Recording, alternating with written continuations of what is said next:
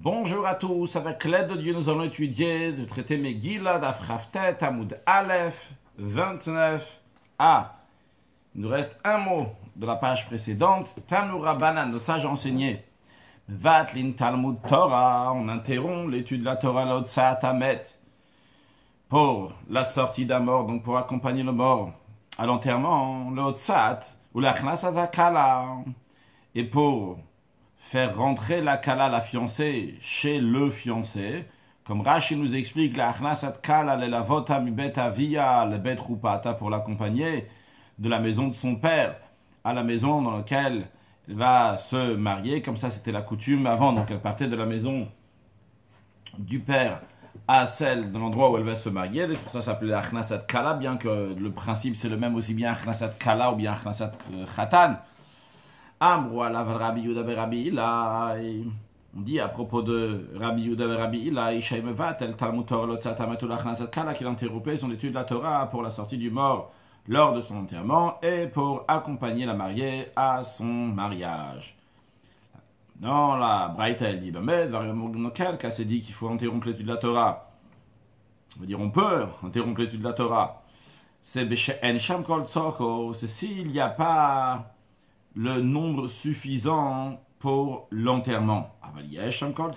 Mais s'il y a suffisamment, il n'y a pas besoin d'interrompre. Non, c'est quoi la définition qu'il y a suffisamment de personnes pour honorer le défunt lors de son enterrement? Eh bien, Amar Rav Shmuel bar Inya bishve de Rav.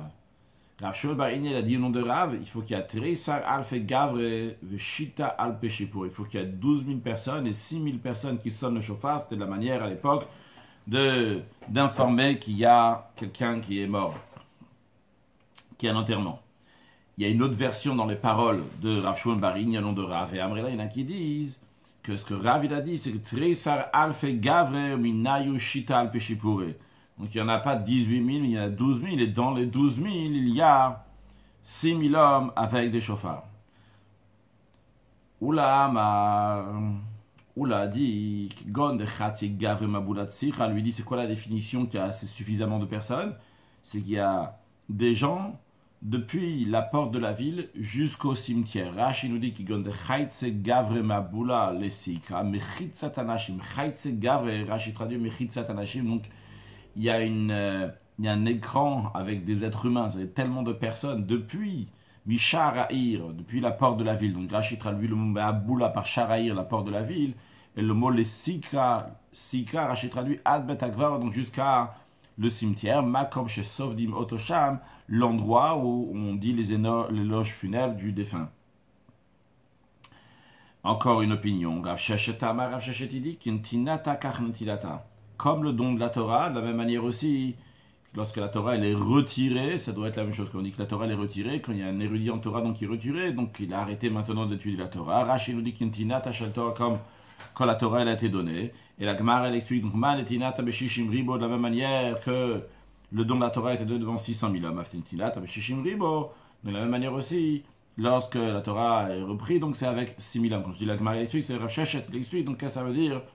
Donc cette netina et cette netila, quand la Torah a été donnée, quand la Torah a été reprise. Ou là, il rajoute que tout ce qui a été dit donc, dans cette définition, qu'on dit que ça doit être tzorko, donc combien qui est nécessaire pour le défunt, hanemil et delman de karevetan, et cet enseignement il s'applique pour une personne qui a seulement étudié le chumash et la mishnah, avalman de matne, mais de celui qui enseigne aux autres. Donc, l'et la shiura. Donc, il n'y a pas de shiur, il n'y a pas de limite. C'est même 12 000, 18 000 ou tout ce qui a été mentionné avant, ce n'est pas suffisant pour son enterrement. Tanya, c'est dans une braïta, Rabbi Shimon ben Yochayom, Bo'oré, vient et voit comment les Juifs ils sont chéris devant Dieu. Chez Becholma, comme chez Gal ou Shrina même, dans tous les endroits où les Juifs ont été exilés, la Shrina, la présence divine est avec eux. Galou le Mitzraïm, lorsqu'ils ont été exilés en Égypte, Shrina Imer, la présence divine est avec eux. Shenemar, comme le prophète dit, Haniglo Niglet, Yelbet Avi, Chabiot Avi Mitzraïm, n'est-ce pas, je me suis révélé à la maison de ton père lorsque vous étiez en Égypte, ce qui fait référence lorsque Dieu s'est révélé, a fait prophétiser donc Aaron, avant même que Moshe va naître. Déjà là-bas, il y avait de la prophétie. Galo le Bavel, Shrina même, de même lorsqu'ils ont été exilés à Bavel, la Shrina aussi est avec eux. Shrina, il dit le Manchem Shularti Bavela. En votre faveur, j'ai été envoyé à Bavel, même lorsqu'ils vont être délivrés, donc très prochainement avec la venue de Mashiach Now, eh bien la Shrina sera avec eux. Shenem, il dit, Veshav Hashem Elokecha et Shutrayeri, que Hashem reviendra avec tes exilés. Alors, si on voit l'expression Veheshiv Lonem, il n'y a pas écrit que Dieu va ramener les exilés, sous-entendre que lui il est à l'écart et il ramène les autres, donc les juifs qui sont exilés. Il y a écrit Veshav, il va revenir. Mais là, ça nous enseigne, que Dieu revient avec le peuple juif des exils, que Dieu est avec les juifs en exil, et lorsque les juifs sortent de l'exil, à ce moment-là, Kadosh Baruch Hu aussi va sortir avec eux. Kadosh Baruch Hu, la Shrina, présence divine. Dans la Gemara, elle dit, vu qu'on a dit qu'à Babel, il y a la Shrina, la présence divine, Babel Heicha, à quel endroit à Babylone se trouve la Shrina? Amarabaï Abaï répond, il dit, Beknishta de Hutzal, dans la synagogue de Hutzal. Et une deuxième synagogue, ou Beknishta de Shaf Veyativ Ben Herdea, dans une synagogue donc, qui a été détruite et reconstruite en Herdea. Qui a des Shaf Veyativ détruites et reconstruites, c'est l'idée que Rashi explique un peu ici dans d'autres endroits. Rashi des Shaf Veyativ, qui a été détruite et reconstruite. Uvna Yechonia Vesiyato, donc Yechonia, donc qui a été exilé à l'époque donc la fin du premier temple. Vesiyato, le groupe qui était avec lui, ils l'ont construit. Comment ils ont construit cette synagogue là-bas? Mais Avanim Ve'afar Shevimen Begalutan, des pierres et de la terre qu'ils ont amené avec eux lorsqu'ils sont partis d'Eretz Israël, qui commençait à devenir en ruine. Donc ils partaient en exil, à Babylone. Ils ont pris avec eux des pierres et de la terre. Les Kaya Mashanamar, pour accomplir ce qui est dit. Quand on dit accomplir ce qui est dit, c'est dans l'esprit de ce qui est dit. Qui ratsu avadecha tavanea, que tes serviteurs veulent même les pierres d'Eretz Israël. Vetafar ayichoneinu, et la terre d'Eretz Israël, yichoneinu, on va traduire par ils les aiment, ils apprécient, ils chérissent même, donc ils donnent grâce même à ces pierres-là, à cette terre. Donc en tous les cas, donc la Shrina elle se trouve bien dans la synagogue de Hutzal ou bien dans celle de Shaf Veyativ dans la ville de Neherdea.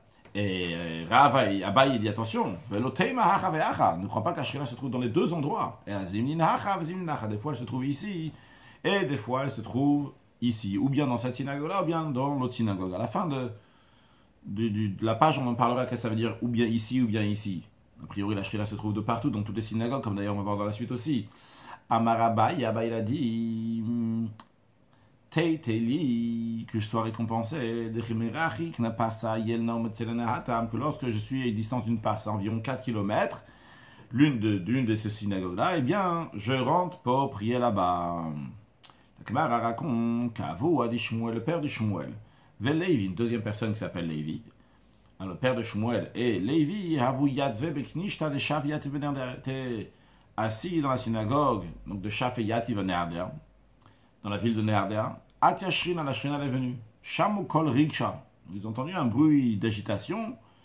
Ils ont supposé que c'était par la Shrina que ça fait ce bruit. Kamu Venafku. Donc ils sont levés, ils sont sortis. Dans des commentaires, c'était qu'ils n'étaient pas en train d'étudier, c'est pour ça qu'ils n'ont pas voulu rester là-bas. Comment ils étaient là-bas s'ils n'étudient pas? En tous les cas, ils ont décidé de sortir.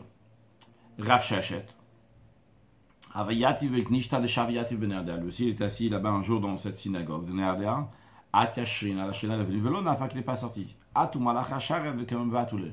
Les anges de service sont venus et ils lui ont fait peur. Alors, Amar Lefanav, Rav Shachet s'est tourné vers Dieu en lui disant Ribon Shalom, la maître du monde, Alouv Sheinu Alouv, Minin Trevipnemi, quand il y a quelqu'un de malheureux et quelqu'un qui n'est pas malheureux, qui est-ce qui est repoussé devant l'autre? Qui est-ce qui doit se plier devant l'autre? Pourquoi Rav Shachet était Alouv, il était malheureux? Rashi nous dit que Rav Shachet, il était Sagena Rava, il était donc aveugle. Alors, Amar Lehu, Hacham leur a dit Shavku, laissez-le tranquille. Il y a un Rashi avant qu'on n'a pas fait. Et c'était les paroles d'Abaye qui disaient de Chimerach Knaparsa. Lorsque je suis à la distance d'une parsa, eh bien, Aninich, là, c'est pas le betoch, je rentre pour prier à l'intérieur d'une de ces synagogues-là. Ou bien celle de Hutzal, ou bien celle de Nehardea, Shaveyat Iver Nehardea. Il est écrit dans le prophète Yechezkel, Va'ilahem le Migdash Me'at. J'ai cependant été pour eux un petit sanctuaire. C'est-à-dire que même après la destruction du temple, Dieu était un petit sanctuaire pour le peuple juif. Ah, ma Rabbi Yitzhak il a dit, et le Bate Knesiat ou Bate Midrash Bavel, c'est les synagogues et les salles d'études qui se trouvent à Babylone. Tout cela, donc, c'est appelé le Midashmet, un petit sanctuaire. Rabbi Lazar avait dit, Zebed Rabbeinu Shevel. C'est quoi le petit sanctuaire? C'est la maison de notre maître. C'est qui est notre maître? Rashi nous dit Bed Rabbeinu, c'est Rav, donc Rav qui est à Bavel. Donc sur ça aussi on discutera à la fin quand on aura fini d'étudier sur le texte. Et si tous les synagogues c'est l'endroit où il y a la Shrina, comment Rabbi Lazar dit Zebed Rabbeinu Shevel Bavel, c'est la synagogue de Rav à Bavel, les autres synagogues. On discutera. Daraj Rav, il a interprété le verset des psaumes, il dit quelle explication du verset qu'il dit Hachem Maonata Italan, ou Hachem, tu as été une résidence pour nous, et le Bateknesiat ou Batemidrash, ce sont les synagogues, les salles d'études, qui sont la résidence dans laquelle Akadosh Baruch où il se trouve, à la place du temple. À l'époque, il y avait donc le temple, il y avait la Shrina qui était là-bas, et maintenant c'est dans la synagogue et les lieux d'études. Amar Abaye, Abaye il a dit, suite à ce qu'il a entendu de Rava, que l'expression de Maon, de résidence, fait référence à la synagogue, un lieu d'étude. Il a dit, Meresh, avant, avec Garcina, avant, j'étudiais à la maison et je priais à la synagogue. Mais Kevan de Shamit, Léa de Kamar David, lorsque j'ai entendu ce que le roi David il a dit, il a entendu déjà le verset avant, mais lorsqu'il a entendu le sens de ce que le roi David dit, qu'il a entendu les paroles d'Abaye à propos du mot Maon, de résidence, et donc le verset que David Amelech dit, c'est Hachem, Hachem, j'aime la résidence de ta maison. Et lui, il a compris donc maintenant Maon, la résidence, donc c'est l'endroit de Bet Knesset, Kadosh Baruch Hu, donc se trouve là-bas. À partir de ce moment-là, qu'est-ce qu'il a fait à Baye avec Garsina, avec Nishta? Il dit, j'ai commencé à étudier à la synagogue. Tanya, on sait dans une braïta, Rabbi Lazar Kapar, Rabbi Lazar Kapar dit, Atidin Bateknesiat ou Batemidrash, Chebebavel, Sheikav ou Beret Israël, les synagogues et les salles d'études qui se trouvent à Babylone, eh bien, ils vont être installés en Eretz Israël lorsque Mashiach va venir chez Neymar. D'où il apprend ça, le verset dit Tavor Beharim ou Carmel, de la même manière que Tavor fait partie des montagnes et le Carmel fait partie des montagnes, Yam Yavo, de la même manière aussi.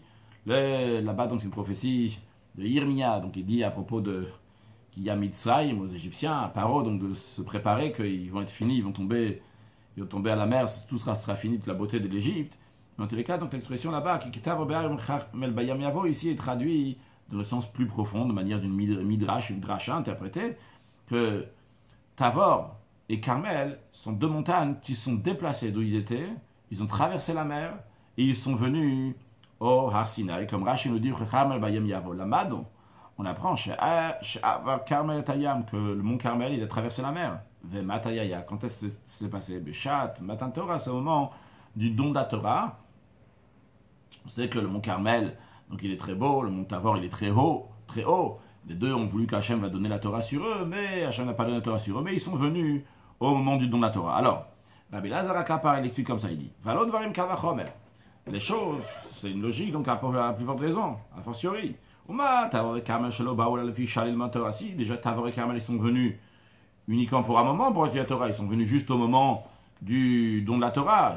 Et pourtant, Nikbaim Be'eret Israël, ils ont été installés en Eretz Israël. Alors, Bateknesiot, Batamidrashot, en ce qui concerne les synagogues et les salles d'études, chez Korin ou Marbitzin Bem Torah, dans lesquelles on lit, on répand la Torah, pas juste une fois, mais constamment. À l'Achat, Kam, à plus forte raison, qui vont être établis en Eretz Israël.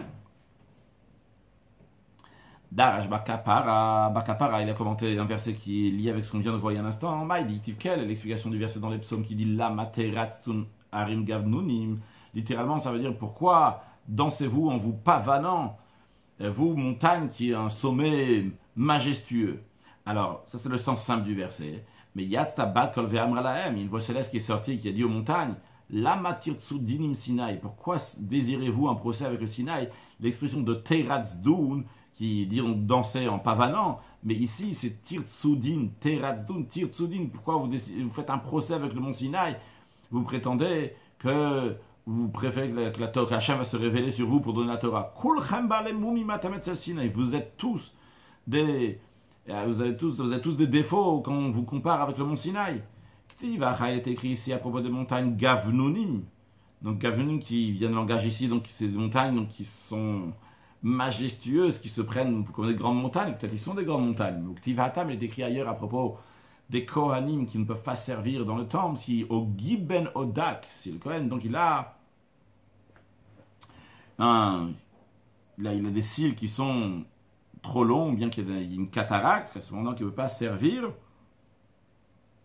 Donc ici aussi, c'est lorsque, il me semble que c'est les Kohanim, hein, c'est pas les animaux, je suis pas en tête maintenant, mais en tous les cas, donc c'est considéré un défaut.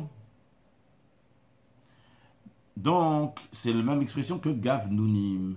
Amar Ravashi, Ravashi l'a dit, Shmamina, on en déduit de là que Hay, Mande Yair, Bal Mumu, celui qui est orgueilleux, c'est quelqu'un donc, qui a un défaut.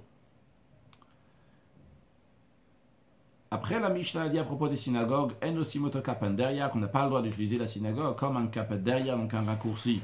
La Gemara demande Maï kapenderia, c'est quoi cette expression? La Gemara répond à Marava kapenderia kishma. Rachid dit kishma kemashma, comme son sens, comme son nom l'indique. Kemande amas, comme celui qui dit Adema kifna dare et olbea, la place de contourner les rangées de maisons. Il y a plusieurs maisons à la place de contourner. Je vais rentrer directement ici, c'est-à-dire que par exemple, imaginons donc que ça c'est la synagogue, ici il y a une porte, ici une porte. La personne elle a besoin de passer de cette rue à la rue qui est ici. Donc à la place de faire le tour des maisons, des rangées de maisons et de se retrouver dans l'autre rue, il va passer par la synagogue une entrée, sortir donc par l'autre pour un raccourci. Rashi d'abord, plutôt que tourner donc autour des rangées de maisons, je vais entrer par cette maison, en l'occurrence la synagogue. Et je vais raccourcir le chemin, le mavoy d'une ruelle à une autre ruelle, ou betaknes ben shnem, et la synagogue qui est au milieu. Rabbi Abba a dit, Imayashvil meikara, s'il y avait un chemin qui passait auparavant à l'endroit où la synagogue se tient maintenant, comme Rashi nous dit, meikara kodem sheliv de betaknes et avant que la synagogue a été construite, et bien dans ces cas-là, moutar, c'est permis d'utiliser la synagogue comme raccourci. Amarav Nachman bar Yitzhak. Anichnas amenat shelo lasot kapenderia, quelqu'un qui rentre à la synagogue, il n'a pas l'intention de l'utiliser comme un raccourci. Il est rentré, par exemple, il est venu faire sa prière à la synagogue. Il est rentré par cette porte-là. Eh bien, une fois qu'il a fini ce qu'il devait faire dans la synagogue, Moutar lasot kapenderia, il a le droit de faire un raccourci, il n'est pas obligé de ressortir par la même porte et de faire le tour, il peut ressortir par l'autre porte qui sera plus court pour lui.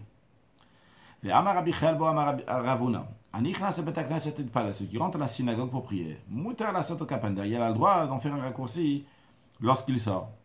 Shenemar, d'où on apprend ça. Il y a écrit un verset dans Yecheskel, il prophétise donc comment ça va se passer lorsqu'il y aura le troisième temple.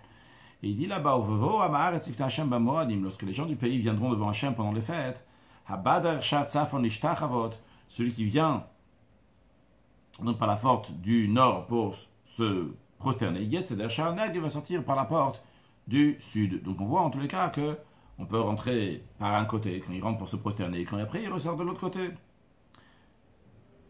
Après, la Mishnah avait dit Alubo Asavim, que s'il y a des herbes qui poussent dans cette synagogue, donc qui est en ruine maintenant, lo yitlosh, il ne faut pas les ramasser, les enlever, bipne ogvant nefesh, pour inspirer du chagrin, que les gens vont se rappeler comment c'était à la belle époque, comme ça ils vont prier à Kadosh Baruch Hu que ça va se reconstruire.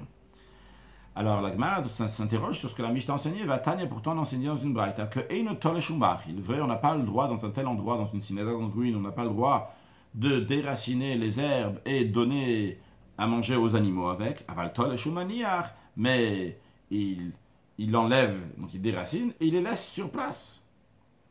Donc la Braïta dit clairement qu'on a le droit de déraciner et laisser sur place. Donc pourquoi la Mishnah a dit loïtosh, la parole de déraciner? Oui, on a le droit de déraciner. Maral répond, quand notre Mishnah enseigne aussi, elle parle de la même chose en effet. Que la Mishnah a dit, on n'a pas le droit, loïtlosh, il n'a pas le droit de déraciner. De quel cas la Mishnah parle quand on dit on n'a pas le droit de déraciner? On n'a pas le droit de déraciner et donner à manger aux animaux, mais de le laisser là-bas sur place, on a oui le droit. Tanura Banan, ça j'en sais dans une braïta. Beta Gvarot, Nogimem Kalodrosh, concernant les cimetières, on n'a pas le droit de s'y conduire avec légèreté. El Marin Baem Behema, on n'a pas le droit d'y faire paître des animaux. Ven Molichim Baem Matamai, on n'a pas le droit d'y faire passer un canal d'eau. Ven Melaktim Baem Asav, on n'a pas le droit d'y cueillir des herbes. Veim Liket. Si on a cueilli des herbes, sauf un Mimkoram, on doit les brûler à leur place. La braïta elle conclut avec quelques mots. Mipne Gvodametim, pour le respect envers les morts. Alors, comme on comprend, on a l'impression, vu que c'est dit à la fin pour le respect des morts, c'est-à-dire que s'il a ramassé des herbes, eh bien, il va les brûler sur place pour le respect des morts. Et sur ça, la Gemara s'interroge, sur quelle partie de la Mishnah se réfère le dernier mot Mipne Gvodametim pour le respect des morts? Et Lima Seifa, disons que ça se réfère sur la fin de la Braïta, qui dit donc que s'il a ramassé des herbes, il doit les brûler sur place. Vu qu'il les brûle sur place, Mike Vod Meitimi, quel respect pour les morts y a-t-il? Seulement quoi? La Gemara répond là, Reisha, plutôt cette expression, elle se réfère sur le début. Donc on n'a pas le droit d'avoir la légèreté d'esprit dans le cimetière. Les cimetières, sur ça on dit c'est pour le respect des morts. Rashi nous dit à Reisha, donc sur le début de la Braïta, Mishum Gvod Amshem Meitim. Pour l'expression qui est à la fin de la Braïta qui dit pour le respect des morts, ça se réfère à En Noagim Bem Kaludrosh. Sur, quand il y a écrit dans Rashi, A, Aleph avant un certain mot qu'on connaît, le A c'est sur. Ça se réfère sur A, En Noagim Bem Kaludrosh, sur l'expression qui est dit au début de la Mishnah, de la Braïta, qu'on n'a pas le droit de se comporter avec légèreté d'esprit. Kae, ça se réfère. Mishnah, Matnitin. Avant de commencer la Mishnah, le mois avant Nissan, environ le mois avant, on lit 4 parachiotes différentes. Quand on dit 4 parachiotes différentes, c'est 4 parachiotes qui sont de l'actualité. C'est-à-dire, la première, elle sera lue le premier jour du mois de Hadar. Juste pour faire clair, le mois de Hadar, donc c'est un mois avant le mois de Nissan. Il y a Hadar, après il y a Nissan. Donc, si c'est Rosh Chodesh Hadar, le premier jour du mois de Hadar qui tombe Shabbat, on lira la paracha de Shkalim. Si Rosh Chodesh Hadar tombe dans la semaine, le Shabbat qui précède Rosh Chodesh Hadar, on lira la paracha de Shkalim. Shkalim, qui fait référence au Machatzita Shekel, au demi-cycle, que chaque juif devait donner. C'est une sorte de taxe pour acheter les sacrifices communautaires, comme le sacrifice Tamid, qu'on offrait le matin et l'après-midi dans le temple. Eh bien, c'était acheté avec le Machatzita Shekel, le demi-cycle que les juifs donnaient. Les juifs donnaient le Machatzita Shekel, et à partir du premier jour du mois de Nissan, on achetait avec l'argent qui a été donné le mois précédent, on achetait donc avec cette nouvelle, entre guillemets, argent, cet argent qui venait d'arriver, on achète des sacrifices communautaires, donc à partir de Rosh Chodesh Nissan, qui est le début de l'année dans la Torah, donc Rosh Chodesh Nissan, et bien avec ça, on achète, avec l'argent qui a été donné au mois de Hadar, on va acheter les sacrifices. Donc, chaque année, on lit la paracha de Shkalim, ou bien le Shabbat avant Rosh Chodesh Hadar, ou bien le Shabbat Rosh Chodesh Hadar même. Deuxième paracha qu'on va lire, c'est une paracha qu'on va lire avant Purim, qui s'appelle Zachor et Asher Asa Alecha Amalek. Souviens-toi ce que Amalek t'a fait. Vu que Haman, qui a voulu exterminer le peuple juif, et que grâce à lui on a la fête de Purim, lui est de la descendance de Amalek, donc toujours le Shabbat d'avant. Pas deux Shabbats avant. Le Shabbat juste avant Purim, on va lire le passage qui nous dit de se souvenir ce qu'Amalek a fait. Après Purim, on aura encore deux Shabbatot. Deux Shabbatot qui sont juste avant le mois de Nissan. Donc, dans lequel on va lire le passage de Paradouma de la vache rousse, avec lequel donc on aspergeait sur ceux qui étaient impurs en contact avec un mort pour les purifier. Et le quatrième passage qu'on lit, donc juste avant Rosh Chodesh, le Shabbat avant Rosh Chodesh Nissan, ou bien Shabbat Rosh Chodesh Nissan même, c'est Achodesh Hazelachem Rosh Chodashim, un passage de la Torah qui a été dit à Moshe Rabbeinu, le premier jour du mois de Nissan 2448, 14 jours avant que les Juifs vont sortir d'Égypte, lorsque Dieu il leur donne de faire le sacrifice de Pessah. Sur le texte de la Mishnah, Matnitin, Rosh Chodesh Hadar Shechal Yad Beshabbat, Rosh Chodesh Hadar, le premier jour du mois de Hadar, qui tombe un Shabbat, Korim le Parashat Shkalim. Le passage que nous allons lire ce Shabbat-là sera le passage donc de Shkalim qui parle donc du demi-cycle, du shekel, donc pour amener les sacrifices. Rashi, Korim Parashat Shkalim. Quel est le but de lire cette paracha à ce moment-là? Léodia, pour informer, pour rappeler à tout le monde, chez Yavi ou Shiklem Be'ada, qui les amènent leur shekel, leur demi-cycle dans le mois de Hadar. Quelle est la nécessité de l'amener dans le mois de Hadar? Qu'il est chez Yakiv ou Be'echad Ben Nissan, pour que dès que ça arrive le premier jour du mois de Nissan, ils pourront offrir les sacrifices communautaires, Miturum Achadasha, avec le nouveau prélèvement qui a été donné dans le mois de Hadar, qui est d'Amrin Bigmara, comme on dira dans la Gemara. Continuons la Mishnah. Chaliot Betoch Shabbat, si le premier jour du mois de Hadar tombe dans la semaine, Magdim, le She'avar, on devance le She'avar au passé, c'est-à-dire au Shabbat, qui est avant Rosh Chodesh Hadar. Mais dans un tel cas, ou Mafsikim le Shabbat Acher, dans un tel cas, on va s'arrêter le Shabbat d'après. Expliquons vraiment avant de voir Rashi, ou Mafsikim le Shabbat Abba. Comme on vient de le dire il y a quelques instants, le deuxième paracha, le deuxième passage, c'est celui de Zachar, de se souvenir ce qu'Amalek a fait. Ce passage-là doit être lu le Shabbat qui est juste avant Purim. Alors, si le premier jour du mois de Hadar tombe un Shabbat, le Shabbat suivant, ce sera le 8e jour du mois de Hadar, et dans ce cas-là, on lira donc le Parashat Zachor, vu que dans la semaine qui va suivre, il y aura Purim, pour le 14 Hadar, donc il va tomber en semaine, la semaine qui va suivre. Par contre, si Rosh Chodesh Hadar tombe en semaine, c'est-à-dire qu'on a lu avant Rosh Chodesh, on a lu la Parashat de Shkalim, dans ces cas-là, Purim va tomber, il y aura encore 2 Shabbats à passer. Le Parashat, un Shabbat qui sera vide, dans lequel on va faire ce qu'on appelle une Afsaka, un arrêt, et après le Shabbat suivant, on va lire la Parashat de Zachor, de manière que ça va être juste avant, le Shabbat qui est juste avant Purim. C'est ce que la Mishnah nous dit ici, que ce Rashi nous dit, on arrête, on fait un arrêt dans le Shabbat d'après, on ne dit pas le deuxième passage, c'est le Parashat de Zachor. Pourquoi? Pour que la Parashat de Zachor va être lue le Shabbat qui est proche de Purim. Quel est le but de cela? Pour juste apposer effacer Amalek avec effacer Haman. Continuons dans la Mishnah. Donc Bashni, à deuxième Shabbat, on a dit, on lit le Parashat Zachor. Zachor, souvenir ce qu'Amalek a fait. Bashlishit, donc le troisième Shabbat, troisième passage qui doit être lu, c'est Paradouma. Donc c'est le passage de la vache rousse, donc pour qu'on asperge le peuple juif pour les purifier. Rashi Paradouma, quel est le but de lire à ce moment-là? Les Haziret Israël, pour mettre en garde le peuple juif. L'Itaire de se purifier chez Yasup Israël Betara, ils vont se mettre ils vont être purs pour pouvoir faire le sacrifice de Pessah en état de pureté. Puis la Mishnah nous dit Barvit Achodesh Ezelachem. Le quatrième Shabbat, on lit ce mois-là va être pour vous le premier des mois, etc. Qu'est-ce qu'il y a de particulier dans ce passage-là? Rashi nous dit Barvit Achodesh Ezelachem. Chez Shampach et Pesach là-bas, il y a le passage du Pessah. Rashi nous dit B'Shas Yerushalmi Garsinan. Dans le Talmud Yerushalmi, on dit la chose suivante. Amar Rabbi Chama. Rabbi Chama dit Beddin Ushik de Machodesh te Parashat Para. Logiquement, le passage de Hachodesh Hazelachem, du sacrifice de Pessah, devrait être dit avant la parachat de la vache rousse. Pourquoi?